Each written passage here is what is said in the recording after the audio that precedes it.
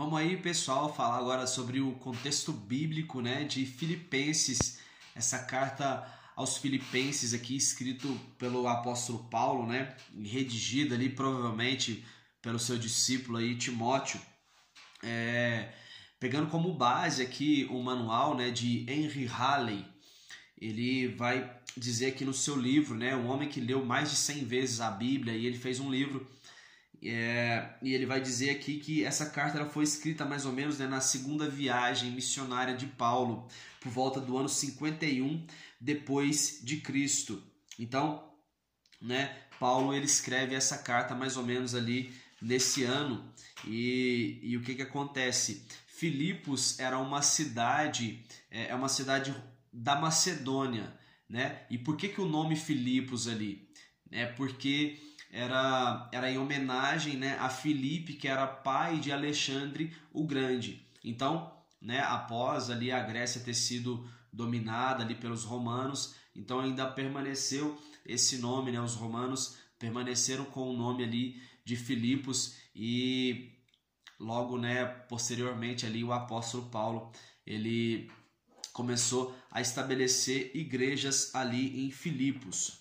Então, né, começando aqui a carta, vai dizer o seguinte, né? Paulo ele faz uma saudação, né? E ele usa o nome aqui de Timóteo também, né? Ele, Timóteo, saúdam a igreja, porque provavelmente, né, como eu disse, Timóteo foi quem redigiu a carta aqui aos Filipenses. E vai dizer, olha, Paulo dizendo, olha, eu dou graças ao meu Deus toda vez que eu me recordo de vocês, né? Sempre oro com alegria por vocês em razão da vossa cooperação na causa do Evangelho. Porque ele já está dizendo isso aqui, porque o povo de Filipos, os filipenses, eles ajudaram o apóstolo Paulo ali pelo menos em 2 vezes, né? Para ele ir em viagem missionária para Tessalônica, né? Logo mais à frente ele vai falar. Mas Paulo ele se regozija ali neles, porque assim... não só por isso, né, mas eles tinham um entendimento ali que Paulo estava fazendo algo grandioso, né, no Senhor. Ele tinha uma missão e eles estavam cooperando financeiramente ali com Paulo. E ele vai dizer, olha, aquele texto bem conhecido, ele vai dizer, olha, eu estou convicto de que aquele que começou a boa obra em vocês, ele é fiel e justo para terminá-la até o dia de Cristo Jesus. Ou seja, fala de uma obra interior, né? Uma obra interior, a palavra de Deus gerando uma nova forma, gerando um novo homem, gerando uma nova mulher. E Paulo vai dizer, olha, Cristo começou e ele vai terminar essa obra em vocês. Vocês são participantes tanto das correntes quanto da defesa do Evangelho, né? E Paulo vai dizer, suplicar para eles poderem permanecer no amor fraternal, né? Crescer com entendimento e conhecimento, para que eles se tornem, né, puros e irrepreensíveis diante de Cristo e produzam frutos de justiça. Olha, saiba que tudo que me aconteceu, ou seja, tudo que está me acontecendo, eu estou sendo preso, açoitado, perseguido, isso tudo, né, é para a cooperação da obra do Senhor. Porque ele vai dizer, olha, por causa dessas coisas que estão me acontecendo, eu estou vendo que as pessoas estão pregando o Evangelho com muito mais coragem, com muito mais ousadia. Então, eu me orgulho de estar passando por essas coisas, embora eu humanamente esteja passando por algo deplorável, por uma situação deplorável, né? Mas ainda assim eu me regozijo, porque tem muitas pessoas que estão alcançando a Cristo, estão recebendo a palavra, estão motivados a acreditar no Senhor por causa das minhas algemas, por causa dos meus sofrimentos. Então, Paulo vai dizer, ó, tem muitas pessoas que elas estão proclamando a Cristo por invejas, por rivalidade, porque havia algumas pessoas que elas estavam pregando o Evangelho por causa de dinheiro, ou até mesmo só porque via que Paulo estava pregando, porque Paulo ele tinha aquele reconhecimento, né, de antes participar ali do judaísmo, ele era um fariseu, e agora ele estava pregando a Cristo, então muitos estavam querendo pregar só para poder contradizer o que Paulo estava fazendo. Lembra que a gente já falou sobre isso? Os judaizantes, eles estavam sempre ali atrás, né, de Paulo para poder, de alguma forma, boicotar a mensagem que ele estava levando. Então, Paulo vai dizer que muitos, né, proclamam a Cristo por inveja, né? Mas porém outros eles fazem com boas intenções. Mas seja o que é importante é que seja por motivos escusos ou nobres, Cristo seja proclamado. Ou seja, né, independente se a pessoa ela esteja ali pregando somente por dinheiro, ainda assim o evangelho está sendo proclamado, né? E tal pessoa ela vai receber a sentença dela, né? Ou se houver uma punição de Deus, eu creio que é mais ou menos isso que Paulo está querendo dizer. Ele vai dizer, olha, eu aguardo com ansiedade e esperança que em nada serei decepcionado. Cristo vai ser engrandecido no meu corpo, seja durante a vida ou mesmo na hora da morte, porque para mim o viver é Cristo e o morrer é lucro. Caso eu continue vivendo, né, no corpo, vocês vão colher o fruto do meu labor. E Paulo diz, olha, eu desejo, de verdade mesmo, já estar com Cristo, mas por causa de vocês é necessário que eu ainda permaneça no corpo. Enquanto eu estiver aqui no corpo, eu quero estar fazendo a obra para que eu possa dar mais coragem e ousadia para vocês pregarem o evangelho. Espero que vocês estejam firmes, né? Ele dá agora aqui direções para o povo de Filipos. Espero que vocês estejam firmes, combatendo a fé evangélica. Ele fala da fé evangélica, né? Sem vos deixar constranger por ninguém que estejam querendo mudar esse pensamento em vocês. E ele fala, ó, só por amor de Cristo, né, que nos foi concedido a graça, e é só através desse amor. Então não se deixem corromper por qualquer outro tipo de mensagem. Outra coisa que ele vai dizer, olha, completa essa alegria que eu tenho em vocês, vocês tendo o mesmo modo de pensar, o mesmo modo de agir, sabe? Não haja divisões, facções, contendas entre vocês, tenham o mesmo modo de pensar. E outra coisa, ele vai falar algo muito forte, olha, ele vai dizer, cada um considere o outro superior a vocês mesmos. Sabe, cuide das coisas de vocês, mas não deixem de cuidar das coisas dos outros também. O que Paulo está passando é aquilo que Jesus já passou, o seu maior mandamento, amar a Deus e amar o próximo. Então, ele está dizendo que não se preocupe somente com as coisas de vocês, cuide também das coisas do próximo. Isso é um sinônimo de grandeza. Tende em vocês o mesmo sentimento que houve em Cristo Jesus, do qual ele, sendo plenamente Deus, tendo a natureza de Deus, ele não reivindicou o seu ser igual a Deus, mas mesmo assim ele assumiu plenamente a forma de servo, tornando-se semelhante aos seres humanos. Então é algo digno, né, a gente ser servo, você ser um servo dentro de uma igreja, você ser servo no seu trabalho, servo aonde você estiver. E essa é uma posição digna de honra. Cristo ele foi obediente até a morte de cruz, né? E Deus lhe deu um nome que é acima de todo nome, né? A esse nome todo joelho ele vai se dobrar e toda língua vai confessar que Cristo é o Senhor para sempre. Então, né, nós temos como maior exemplo Cristo, que fez todas essas coisas. Então tomemos ele como exemplo, embora Paulo fale algumas vezes que, olha, me imitem, né, sede meus imitadores, mas ele vai dizer, olha, sede meus imitadores como eu sou de Cristo. Então ele sempre ressaltava a pessoa de Cristo como o maior exemplo a ser seguido.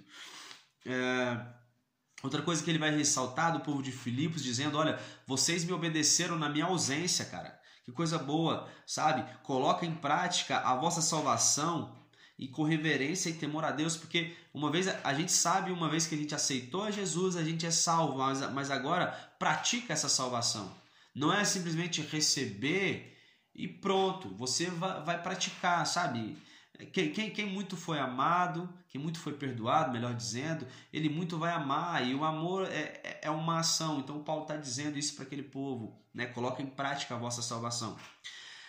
Deus é quem produz em nós tanto o querer como o realizar. Então quando a gente pensa em estar fazendo algo bom para as pessoas, é Deus que está operando isso no nosso coração, porque antes nós não tínhamos nada de bom em nós, a gente sempre fazia algo por interesse ou às vezes nem fazia, mas é Deus que produz em nós tanto o querer fazer algo bom como o realizar.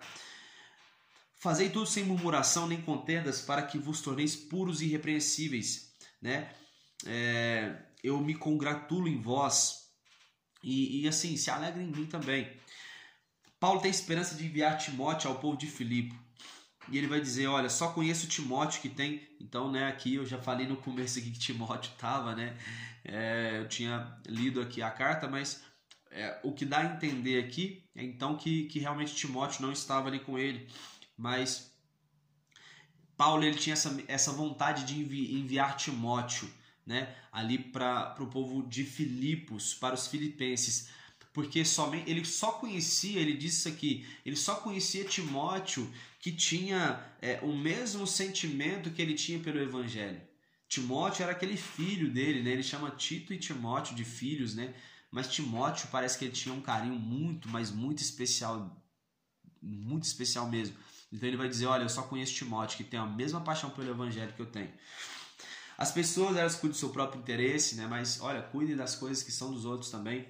E ele vai falar assim, olha, eu enviarei Epafrodito de volta a vós, meu companheiro de lutas, né? Porque vai falar que quando ele esteve enfermo, Epafrodito, né? Ele supriu Paulo ali de necessidades, coisas que os próprios filipenses não puderam fazer.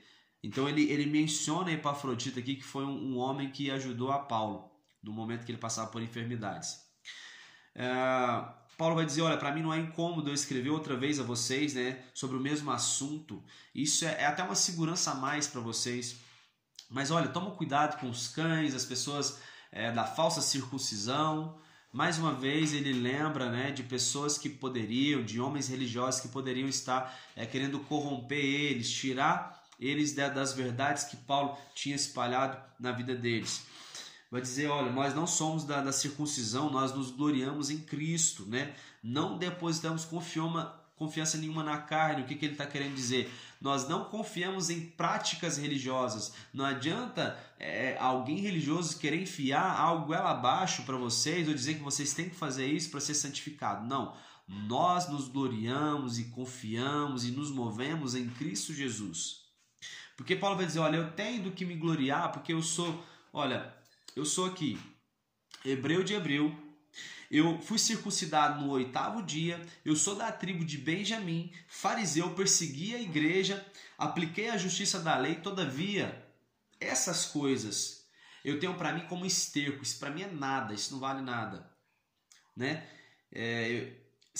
Ele vai dizer assim, eu quero ser encontrado em Cristo, porque seja como for a ressurreição, eu quero estar nela. Então perceba como Paulo rompeu realmente com a religião, com práticas religiosas e confiou somente em Cristo. Ele vai dizer, olha, eu não conquistei ainda esse prêmio de ressuscitar em Cristo, mas eu esqueço-me das coisas que para trás ficam e eu avanço para as que estão adiante de mim e eu apresso em direção ao alvo, que é Cristo, para que eu possa realmente ter esse direito de ter a ressurreição com Cristo. Percebe a paixão que Paulo tinha ao falar dessas coisas? Então, ele prossegue para o alvo como alguém que ainda não tinha alcançado o prêmio de ressuscitar com Cristo. E ele vai dizer, olha, sede meus imitadores, preste atenção no padrão de vida que eu tenho vivido, né? Eu creio que isso é justamente para falar sobre a questão aqui de que Paulo ele não cobrava pela pregação e alguns cobravam pela pregação. Então, o que acontece? Paulo estava querendo dizer o seguinte, gente, olha para mim, cara. Se tipo assim, vocês estão vendo pessoas que estão cobrando aí para poder pregar, olha se eu prego, se eu cobro para poder pregar. Olha para mim, cara, entende? Então, assim, Paulo era o cara, mano. Ele realmente ele dava um exemplo aqui e é nesse sentido que ele está exortando aqui o povo de Filipos. Os inimigos da cruz, eles se preocupam com as coisas que é terreno, ou seja, com coisas materiais, mas nós não somos daqui. Nossa cidadania é nos céus. E nós teremos um corpo glorioso com Cristo. Esse vai ser o nosso prêmio. E para caminhar para o final, ele vai dizer que, olha, eu suplico a Evódia e a Sintique que restabeleçam a boa convivência no Senhor. Ou seja, Evódia e Sintique, segundo o Halley, ele vai dizer que eles eram aqui, deixa eu pegar, se eu não me engano, eles eram duas mulheres, né? Não são duas mulheres, eles eram líderes. Poderiam ser diaconisas, né? Ou mulheres de alta posição social. E essas mulheres estavam precisando dar o exemplo, né? Paulo está exortando a elas para elas restabelecerem a boa convivência, para que o amor delas sejam visto por todo mundo. Então é importante você dar um bom exemplo. Paulo está aí ressaltando isso, cara, a gente tem que dar exemplo. Os irmãos vão viver brigado agora? Como é que esse evangelho vai chegar até outras pessoas? Como as pessoas vão se sentir atraídas por estar junto com vocês, sendo que vocês há brigas e vocês são líderes ainda? Olha só, olha o esporro que Paulo está dando, olha só como ele está chamando a atenção aqui mesmo dos seus líderes, né? Que isso não era aceitável ali no meio do povo de Deus. E aí vai falar sobre a questão de agora, aliás, né, de algo bem conhecido, para que um texto bem conhecido, onde diz para a gente não andar ansioso por coisa alguma, a não ser por ações e súplicas e com ações de graças a gente apresentar nossas petições ao Senhor, porque a paz do Senhor, que ela excede todo entendimento humano, ela vai guardar a mente e o coração nosso. E tudo aquilo que for puro, amável, tudo que for de boa fama, digno de louvor, nisso a gente ocupa os nossos pensamentos.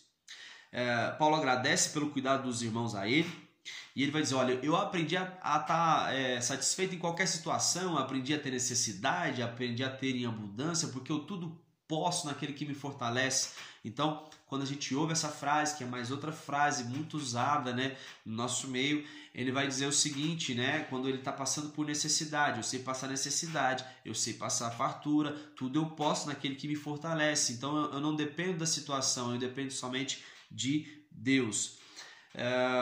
Quando eu parti para a Macedônia, somente vocês compartilharam a ajuda financeira comigo, né? Vai falar quando ele esteve por 2 vezes em Tessalônica. Então, ressaltando essa generosidade que o povo de Filipos tinha também, né? E vai dizer, olha, o meu Deus ele vai suprir todas as necessidades de vocês. Ou seja, toda vez que Paulo recebia uma ajuda financeira para poder ir até algum lugar, o galardão dessas pessoas já estava garantido. Paulo ele tinha aquela esperança de um dia chegar aos pés de Jesus nos céus e olha, dizer assim, Senhor, olha as pessoas que eu trouxe junto comigo. Essas pessoas me ajudaram, seja de forma presente, né, ajudando na obra, pregando o evangelho, mas também contribuindo. Então eu quero apresentar essas pessoas ao Senhor. Paulo ele tinha essa esperança e ele ele mostrava realmente para as pessoas que o contribuir era muito importante, porque o dinheiro delas ia estar ajudando Paulo a fazer a obra e o galardão delas estava garantido nos céus. E ele termina então com a bênção apostólica, né? Dizendo, olha, a graça do Senhor, Jesus esteja com o vosso espírito. E ele vai dizer, olha, todos que estão aqui no palácio, né, de César cumprimentam a vocês. Se eu não me engano, a carta aos Filipenses, né, Paulo ele estava preso ali em Roma, né? E ele até ressalta isso, acho que se eu não me engano no começo da carta, não estou me lembrado se eu falei isso, dizendo assim que todos ali no palácio já sabiam que Paulo estava preso por causa do amor que ele tinha a Cristo, né? Ele ressalta isso no início da carta, não estou me lembrando se eu falei, e eu creio que eu não falei. Mas enfim, terminamos, né, mais uma carta aqui de Paulo aos Filipenses. E já, né, a gente volta com mais. Que Deus abençoe a cada um de vocês. Estamos juntos e um abraço.